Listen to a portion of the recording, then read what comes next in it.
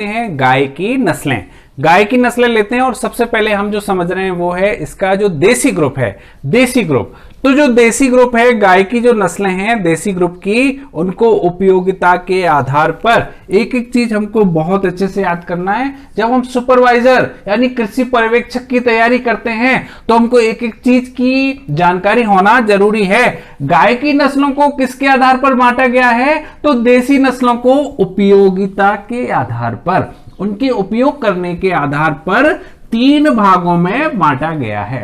सीधा सा प्रश्न आ जाएगा कितने भागों में बांटा गया है? तो 3 भागों में बांटा गया है। आ जाएगा किसके आधार पर बांटा गया है? तो वो है उपयोगिता, उनकी यूटिलिटी के आधार पर 3 भागों में बांटा गया है। वो 3 भाग कौन से हैं? तो जो पहला भाग कहता है वो है दुधारू। दुधारू यानी दूध देने वाली, इसी का एक नाम है मिल्च।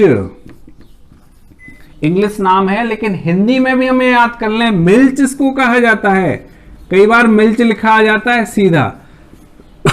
दूध देने वाली दुधारू या मिल्च जो पहला ग्रुप है। दूसरा ग्रुप कहता है द्विकाजी, कहीं कहीं लिखा रहता है द्विप्रयोजनी। इनके सबके पर्यायवाची हम अच्छे से याद कर लें, द्विकाजी, द्विप्रयोजनी। इंग्लिश में कहा जाता है इसको डुअल, DUAL, डुअल। ये दूसरा ग्रुप है डुअल पर्पज। डुअल पर्पज का मतलब क्या है? पहला ग्रुप था दुधारू यानी जो ज्यादा दूध देते हैं। साथियों ज्यादा दूध देती हैं इसका मतलब क्या है? और दूसरा काम नहीं करेंगे, मैं अभी आपको समझाता हूं। और दूसरा ग्रुप था कौन सा? द्विप्रयोजनी। और तीसरा ग्रुप कौन सा है? भार वाहक, बोझा ढोने वाले, और इसी को कहा जाता है ड्रॉट, DRAUGHT, ड्रॉट। ये 3 ग्रुप हैं। अब हम देखते हैं कोई भी गाय है तो वो दो काम करती है। नर मुख्य रूप से किसके लिए? मेहनत यानी भार वाहक का काम करता है, और इसकी जो मादा मुख्य रूप से किसका?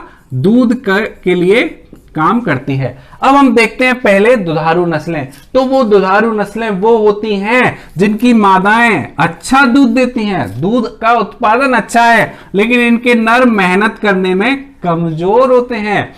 डुअल पर्पज, द्विकाजी नस्लें कौन सी हैं? द्विकाजी नस्लें वो होती हैं जिनके नर मेहनत भी अच्छे करते हैं, खेती बाड़ी में बोझा ढोने के लिए हम इनका कृषि कार्य में उपयोग भी ले सकते हैं, और साथ में इनकी जो मादाएं हैं वो दूध भी ठीक देती हैं। ऐसी नस्लें कहलाती हैं द्विप्रयोजनी, द्विकाजी, दोनों काम करने वाली।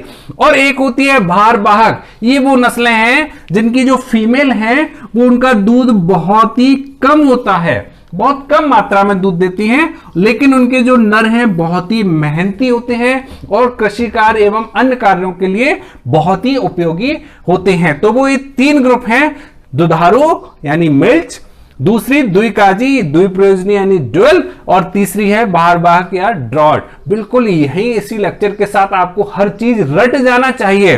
अब हम देखते हैं वो नस्लें। साथियों आपको चार्ट बड़ा लग सकता है, कई बुक्स में, मार्केट में कई बुक्स जो अवेलेबल हैं उनमें चार्ट छोटा हो सकता है, लेकिन मैं आपको सावधान करना चाहता हूं कि अब जो एनसीईआरटी की लेटेस्ट बुक है उस लेटेस्ट बुक ने इन सभी नस्लों को शामिल किया है। तो चार्ट की एक भी नस्ल हमको छोड़ना नहीं है। विस्तार से हम कम पढ़ेंगे, घबराएं नहीं। चार्ट में हम पूरी याद कर ले, विस्तार से हम कम नस्लों का वर्णन करेंगे। तो सबसे पहले हम इस चार्ट को देख लेते हैं। जो दुधारू नस्लें हैं उसमें मुख्य रूप से 4 नस्लें शामिल हैं। पहली नस्ल कहती है साहिवाल, बहुत ही इंपॉर्टेंट, स्टार लगा लें इसके आगे, साहिवाल। दूसरी नस्ल है गिर, स्टार लगाने लायक, गिर बहुत ही महत्वपूर्ण नस्ल, कौन से ग्रुप की? दुधारू नस्ल की। तीसरी नस्ल है सिंधी। सिंधी याद रखें, अब कहीं फील्ड में हमको देखने को नहीं मिलती है सिंधी, ये सिर्फ जो डेयरी फार्म है, व्यवस्थित डेयरी फार्म, वहीं पर ये सिंधी मिलेगी, बाकी ये कहीं मौजूद नहीं है। और चौथी नस्ल है देवनी, ये मुख्य रूप से है, और इसमें भी जो सबसे इंपॉर्टेंट नस्लें आती हैं जिनका विस्तार से वर्णन हमको करना है वो है साहिवाल और गिर। अब जो दूसरा ग्रुप आता है वो है द्विकाजी या द्विप्रयोजनी। सबसे पहले हम इसकी लिस्ट देख लेते हैं। तो हरियाणा बहुत ही इंपॉर्टेंट नस्ल, हम इसका अध्ययन करेंगे, हरियाणा। अगली नस्ल आती है कांकरेज, बहुत ही इंपॉर्टेंट नस्ल, स्टार लगाते जाएं साथियों।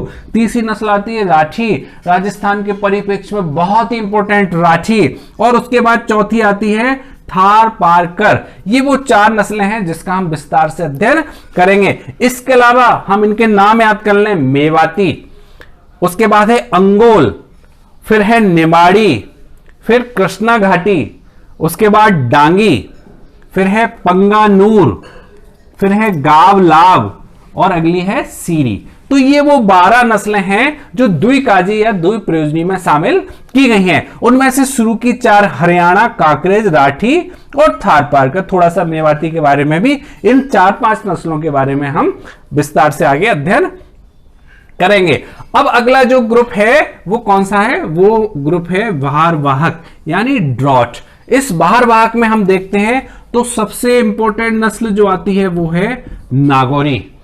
नागौरी सबसे इंपॉर्टेंट। अगली जो नस्ल आती है वो है मालवी। मालवी नस्ल बहुत ही इंपॉर्टेंट। इन 2 नस्लों के आगे हम स्टार लगा लेंगे, नागौरी और मालवी। फिर है अमृत महल, उसके बाद हल्दीकर, प्रोनाउंसिएशन भी आपको क्लियर होना चाहिए, अमृत महल, उसके बाद हल्दीकर, फिर है खिलाड़ी, कहीं कहीं इसको खिलाड़ी भी बोलते हैं, खिल्लारी। अगला है कंगायम, कंगायम के बाद आती है कैन कथा, कान कटा, कैन कथा।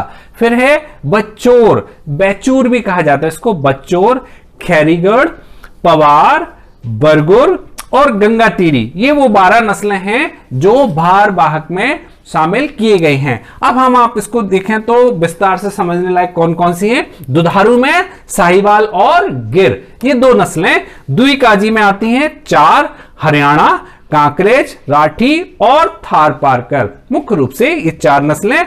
और ड्रॉट में कितनी आई? 2 नस्लें, एक नागौरी और एक मालवी। तो साथियों ये वो नस्लें हैं, करीब 8 या 9 नस्लें, जिन्हें हम विस्तार से अगले एपिसोड में, अगले लेक्चर में इनका हम अध्ययन करेंगे। तो आज के लिए इतना ही। Thank you.